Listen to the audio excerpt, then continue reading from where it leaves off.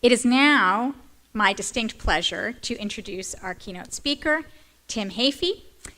Tim is a double who. He graduated from the college in 1986 and from the law school in 1991. He is currently a partner at Hunton Williams, and he is formerly the U.S. Attorney for the Western District of Virginia, meaning he served as the chief law enforcement officer responsible for prosecuting federal crime and defending the United States in civil litigation here in the Western District of Virginia. During his term as United States Attorney, Tim served on the Attorney General's Advisory Committee, advising the Attorney General on emerging policy issues, as well as the chairman of the Attorney General's Subcommittee on Enforcement Coordination, Victims' Issues, and Community Outreach, which, if it sounds like anything, it sounds like intersectionality on victims' rights. He was also a member of the subcommittees on criminal practice, violent and organized crime, and civil rights. He has testified before congressional committees several times on issues ranging from guns to synthetic drugs to sentencing reform. Tim has a vast wealth of experience and expertise, including investigations and prosecutions on a broad range of subjects: national security, financial and healthcare fraud, public corruption, international and national organized crime, environmental crime, money laundering, and civil rights. And I left out the things that weren't relevant to today. Before serving as U.S. Attorney, Tim was a partner at an international law firm where he represented individuals and business entities in white-collar criminal defense matters, and he also served for 12 years from 1994 to 2006 as Assistant United States Attorney, first in the District of Columbia and then in the Western District of Virginia. Between college and law school, he served on the staff of then Senator Joseph Biden.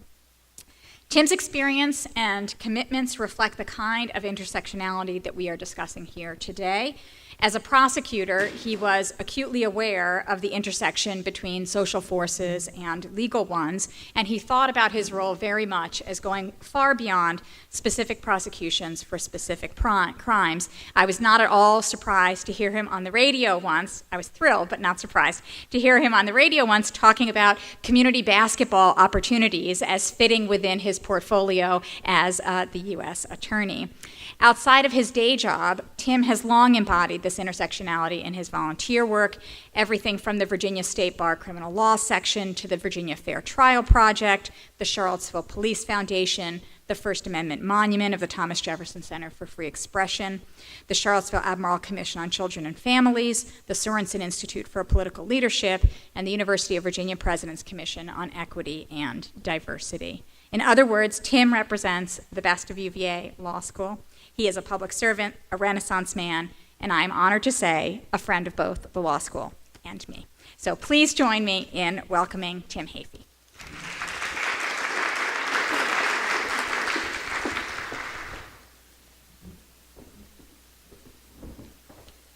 That was so nice. Usually I get introduced by somebody that's like reading my bio off the website. Now I get introduced by my neighbor and friend, Dean Goluboff. So thank you, Risa. And I know you have to go. It's okay.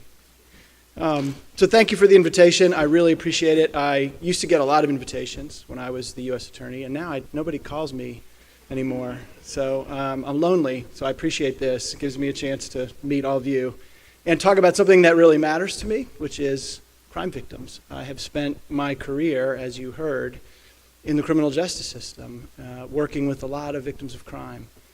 And I want to talk a little bit about some of them today. Years ago, I had an opportunity to teach at the law school. I was a lecturer, and I had to give that up when I was U.S. Attorney because you can't have an official affiliation with an outside agency that could be a witness or a victim or a target of a criminal investigation.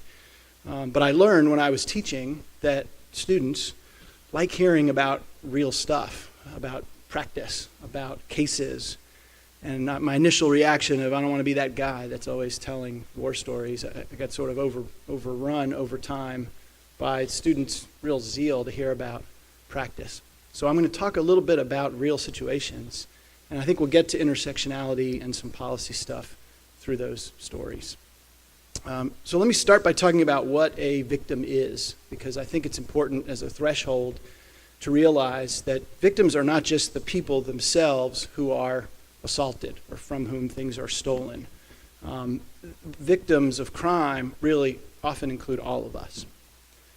Right before I moved to Charlottesville, I was an assistant U.S. attorney in D.C. This was in 2003. And at that time in Washington, there was a hysteria over a sniper. There were people that were shooting randomly men and women who were pumping gas or cutting their front lawn. And it kept popping up kind of around the area, and it was really scary. And I remember very specifically one evening at a gas station, and I put the pump into my car's tank, and I remember looking around and thinking, this is strange, but I wanted to make sure I don't see a platform from which there could be a sniper. And it entered my mind at that relatively straightforward, everyday moment. I was a victim of that crime, right, at that moment. I was thankfully not a victim of the sniper, but it affected me, it affected everyone. And that happens all the time in our society. We're all victimized by crime in some way, right? We may not be, thankfully, the one who's assaulted, but there are ripples outward from crimes that affect us all. And I think it's important when we talk about this issue to recognize that. There are the friends and family members of people who are victimized, who vicariously feel their pain. Then there's a community outrage or a community concern that stems from victimization. Right? It happened right here in Charlottesville when we had two young women, UVA students or college students, who were abducted and murdered. That made everybody feel unsafe. So victimization is something that even if you're lucky enough not to be directly victimized, you're indirectly victimized. Thankfully, the criminal justice system provides an opportunity for victims to feel better, feel restored. And let me tell you a couple of stories about ways in which cases that I was fortunate enough to be involved in had positive outcomes for victims. The first one I want to tell you about is a woman named Tawana Bailey. I met Tawana in 1996 when I was a young prosecutor in the District of Columbia. And she was a resident of a public housing project who had been assaulted by the property manager. Tawana was very seriously addicted to crack cocaine, and she had had a long, reluctant relationship with this man named Cyrus Jackson, who was her property manager, where she was sexually involved with him in exchange for leniency on when she paid her rent, on him not turning her in as a drug user, which meant if that was known to the housing authority, she'd be kicked out. She finally put her foot down and said no. She resisted Mr. Jackson. He then proceeded to beat her with a metal pipe, and it broke both of her forearms. She was defending herself, and he repeatedly beat on her forearms, and she came into court with these two casts on her arms. She was hit in the head, and Mr. Jackson was arrested, and the case was assigned to me. We tried the case. Mr. Jackson incredibly claimed self-defense. Not sure exactly how reasonable that was. The jury didn't buy it, and he was convicted. And I remember going back to tell Ms. Bailey that Mr. Jackson was convicted, and she couldn't believe it. She said, he was convicted? They believed me? I said, yeah, they believed you. She was really the only evidence that we had was her testimony. She told me that she was so afraid to come forward that she probably wouldn't have come forward if the police hadn't literally been called and interrupted the scene, that if she had had to make a decision to come forward, she would not have done it because she was so scared, and she believed that no one would believe her, that no one would take it seriously.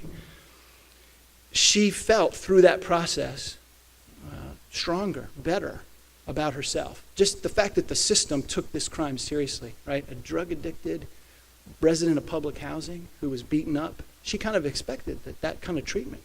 And the fact that Metropolitan Police detectives and an assistant U.S. attorney and ultimately a jury found him guilty and held him responsible and sent him to prison gave her a sense that she was restored. And I remember that very early in my career as a prosecutor feeling really satisfying that we were able to help a woman like Ms. Bailey feel restored. So the system has the opportunity not to make the victimization go away, but at least to respond in a way that makes them feel like they're believed and that they're worthy, their rights are worthy of protection. The next story I want to tell you about is a woman named Shirley Atkins, and I see Annette Cox, who works at the U.S. Attorney's Office.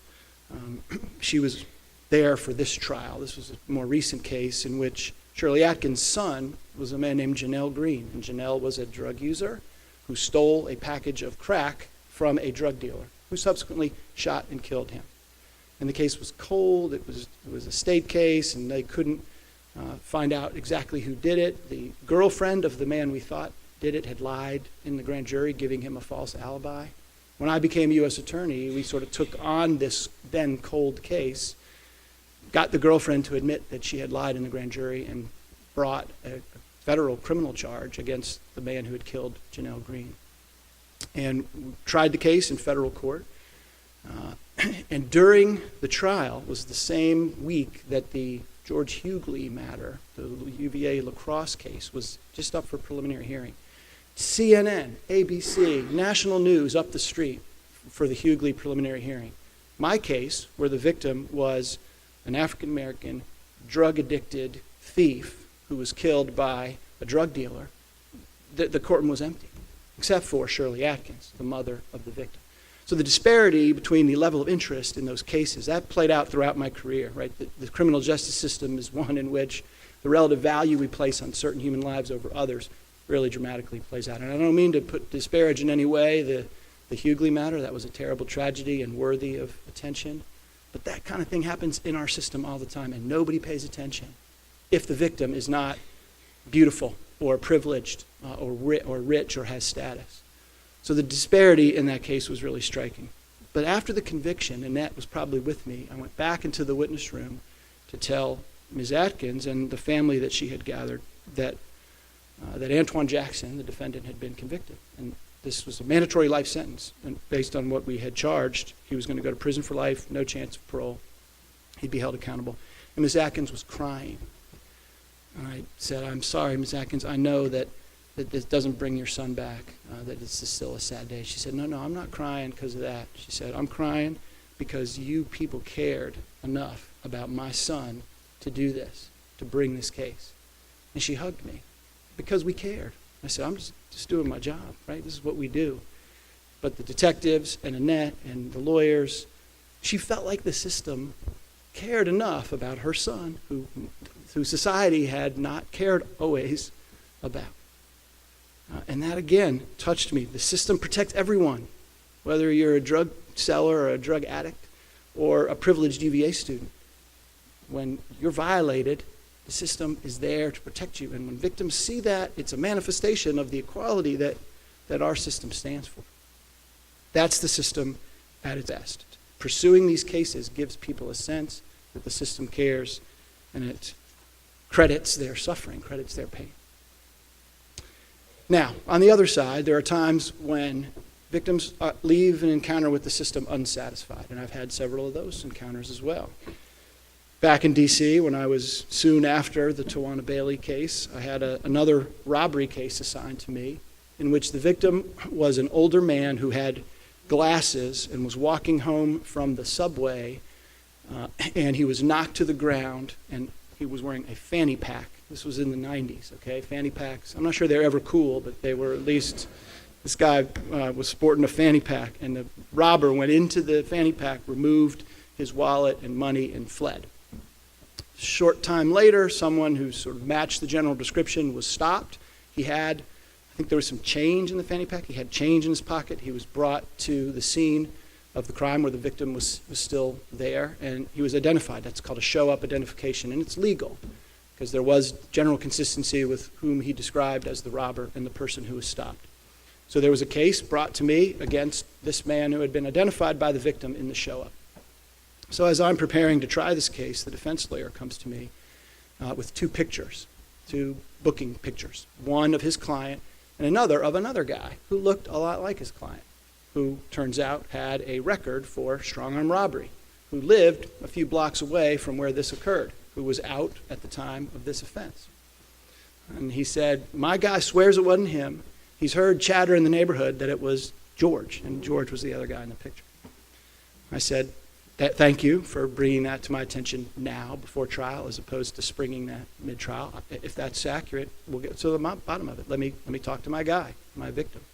So we brought in the victim and we did a lineup identification where we put the photographs together. And he went back and forth between George and the defendant, and he wasn't sure.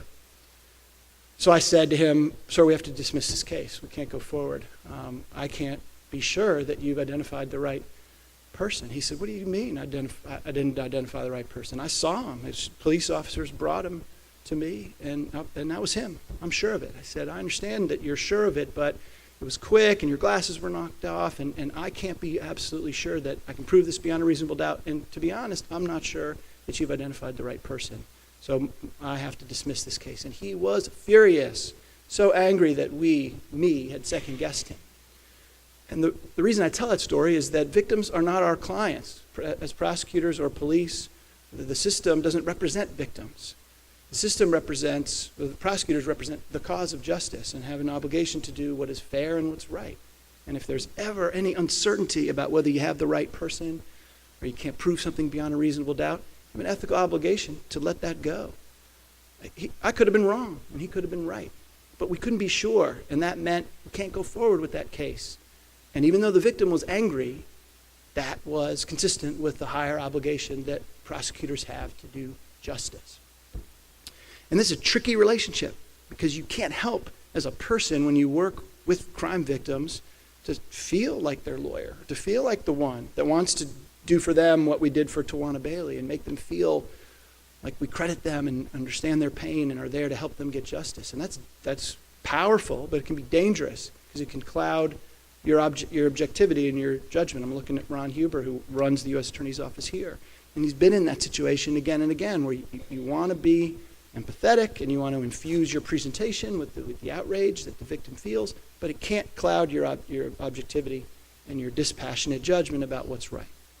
And that's a hard tension that prosecutors and officers always have to monitor. My rule generally was solicit the victim's view, but that the decisions about a plea, about a particular sentence, about whether to go forward with the case, that was our decision. That the victim couldn't control that. They had a right to consultation, but not a right to actually make that decision. The second unsatisfied victim I want to tell you about just happened last week, right here locally, in a case in which I represented a witness. The woman's name was Sarah Bailey. She's testified in a public trial. And she was the victim of a sexual assault by another student, two UVA students. And this case was just tried last week in Charlottesville Circuit Court. And she had had a previous relationship with this man who'd later assaulted her. But then on the second occasion, he was extremely intoxicated, kind of came on to her too strongly, and ultimately took her into a back room at a party and forced her to give him oral sex. That was her testimony. And she described, when she testified, the feeling of sort of being somewhat disassociated from what was going on, of being in numb, stunned compliance, where she wasn't, the defense lawyer was, well, you could have kicked him, you could have bitten him, you had control in that situation. And she said, it's hard to describe, but I really was just, so it was almost like I was watching what was going on from outside of my body. I was just really stunned, and I reached a point where I knew I couldn't get out of this, and I just complied. And that's common. That happens so much in sexual assault cases where victims reach a point where they don't actively resist. And that's a little counterintuitive. And the defense lawyer exploited her lack of resistance again and again, and the case hung. The jury could not reach a verdict. That's why it's still a pending case. Thankfully, I don't represent the defendant. I represented another student who happened to witness the aftermath. But Sarah needed help in the form of an expert in that case. In my view, Sarah's reaction, common to sexual assault victims, needed to be translated by an expert. So there are times when the system has to help explain why victims act in the way that they do. And when that case is retried, my hope is that the prosecutor calls an expert who works with the victims of domestic violence and describes this sort of disassociation or stunned compliance that occurs frequently in these cases. Without that, her actions were scrutinized, were questioned, and created a reasonable doubt of the defendant's guilt, at least in the mind of some jurors. I don't think the system treated Sarah as well as it should because it did not provide that information to help the jury understand what she said.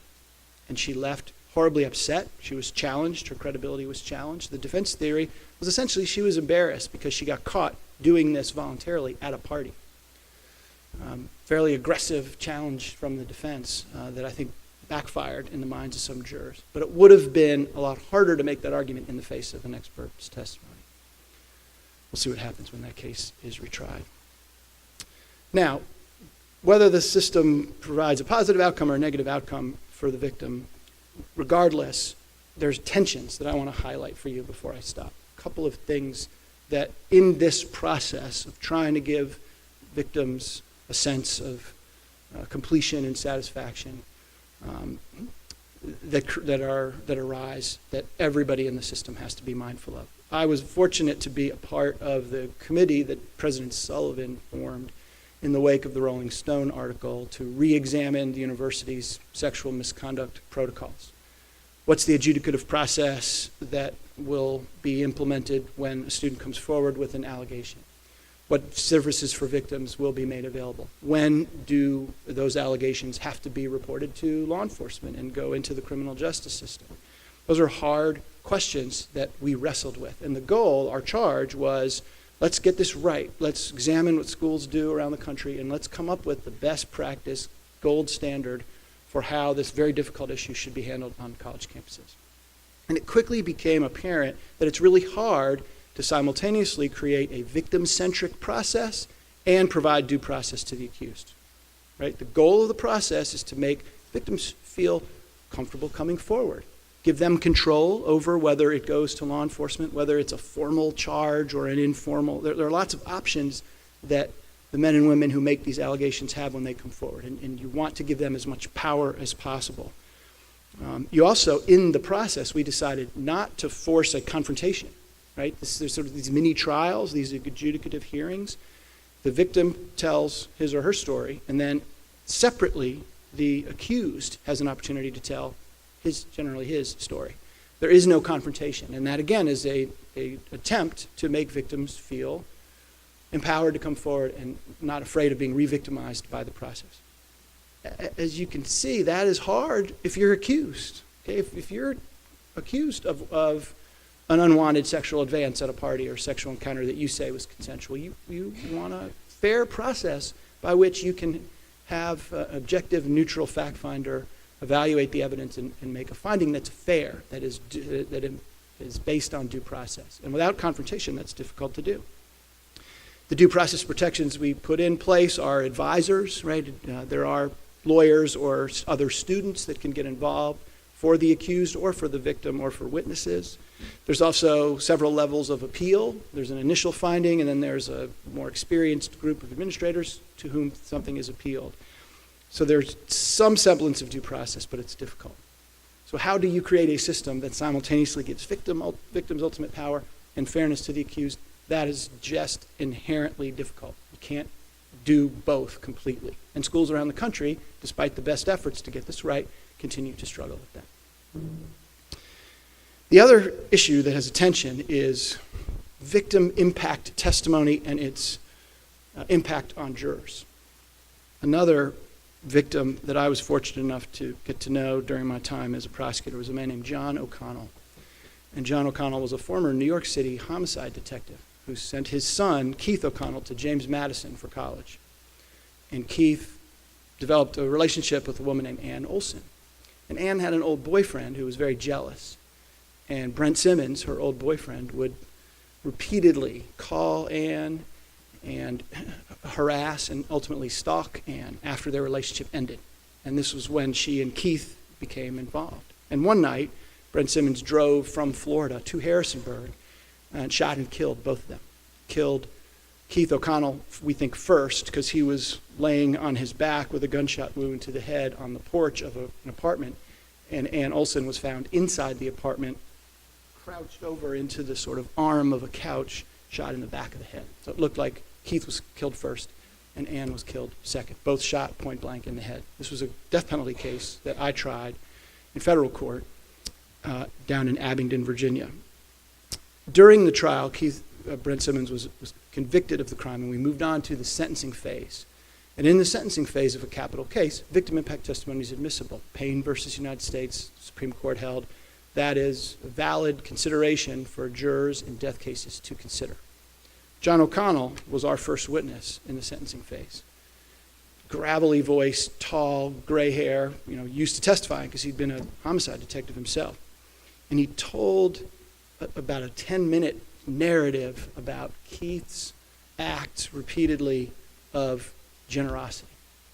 Keith was the kind of guy that would always give his friends a ride. Keith was the kind of guy that if his little sister missed a free throw in the basketball game, would go sit next to her and tell her it was going to be okay. Keith was the guy that would help his friends move, and he'd get credit card bills in New York for U-Haul rental, and he'd say, what happened? And Keith said, well, my friend needed to move from one apartment to the other, so I got a truck and I helped him move. And he said Keith ultimately died as he lived. He died standing up for, trying to protect Ann Olson. I was crying like a baby standing there at the podium as he was telling these stories. It was all I could do to ask him to formulate a question. It was incredibly powerful. No, there was not a sound in the courtroom. Everybody was just completely punched in the gut by the gravity of this tragedy and the eloquence of John O'Connell talking about his son Keith. And I sat down and I'm like, man, how can this not be a death verdict, right? That was so powerful. Part of me, though, felt is that fair, that the powerful victim testimony could inflame this jury to the point where they could, based on that, largely that, sentence a man to death. So there's a tension there, right? Trials are about dispassion and are about deciding guilt or innocence and even punishment based on evidence, based on objective factors. And emotion isn't objective. Emotion really can move people in ways that aren't rational. And there's a role for that in the system, but it's also dangerous. And there needs to be a way to accommodate victim impact testimony and have it be considered, but not have it create sort of runaway emotion-based verdicts. It's just hard. There's no answer to that other than be mindful of it. The jury actually hung 11-1 for death, so Brent Simmons got multiple life sentences. So I want to conclude with two stories of hope. It's hard to follow some of these stories, particularly on a beautiful day when everybody's in a good mood, without giving you something more uplifting. And I happen to have some uplifting stories. The first I want to tell you about is Carol Watkins. When I was in Washington, I had a trial in which we charged a group of men with 31 separate homicides. This was a gang case that took over a year to try. It's a RICO case, another death penalty case. And our star witness in that trial was a man named Oscar Veal, who had committed 7 contract murders for this gang. He was essentially a hitman who was paid to kill. And one of the men that Oscar killed was Anthony Watkins. Anthony Watkins was a drug seller who was selling heroin in an area where someone else had essentially felt competition, and that someone else hired Kevin Gray, our lead defendant, to kill Anthony Watkins. Kevin subcontracted it to Oscar, and Oscar committed the murder. Oscar cooperated. He testified for 9 days. He was on the witness stand. The defendants were convicted not just of those 7 murders, but of 29 of the 31. They were all ultimately sentenced to life in prison. But then came Oscar's sentencing. Oscar himself, who had cooperated, was to be sentenced on this particular day in federal court in Washington. And victim impact testimony came. Even though he pled guilty and he was a cooperator, victims of his 7 murders had a right to provide the court with information about what they thought was a just sentence for Oscar Veal. Carol Watkins came up to the podium. She was Anthony Watkins' mother. And she had also, much like Shirley Atkins, been sitting in the courtroom for much of the trial.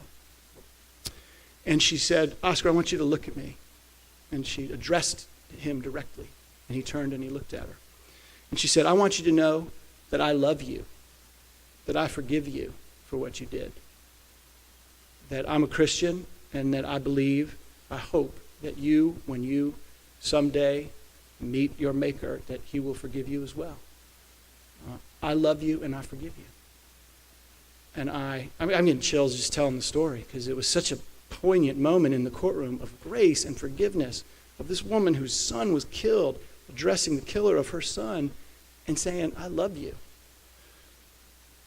tragedy tests character, and it brings out values. And Carol Watkins' ability to forgive and to tap into that grace inside of her, it blew me away. That strength and that perspective was brought to the surface by that victimization. So her strength, I remember it all the time. I tell that story whenever I can because I love it, because it's so powerful to me.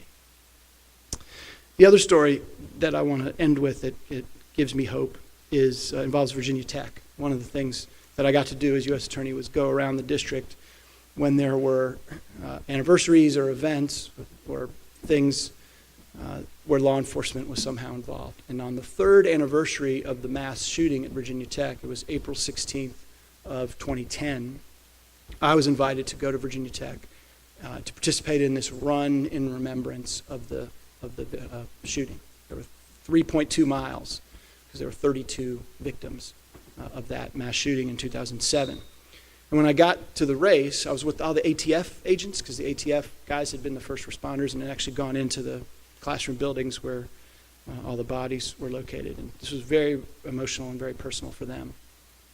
Anyway, when we got there, we were everybody, there were like 3,000 people on this long road that leads to what they call the drill field at Virginia Tech. And every one of us was given a balloon, was given a red, like a maroon balloon or an orange balloon. And we carried these balloons to this street where the couple thousand runners were waiting for the race to start. We were standing there. It was a beautiful, sunny day, and it was really quiet. And I looked up, and I saw 32 white balloons rise over the crowd, right? One for each of the victims. And then, as I'm watching these balloons rise into the blue sky, everybody started releasing their balloons. The orange and the maroon were rising behind the 32. And I thought, what a beautiful image of a community coming together after a tragedy, right? That affected, going back to the very beginning of how we're all victims. Everybody connected to Virginia Tech was victimized by that.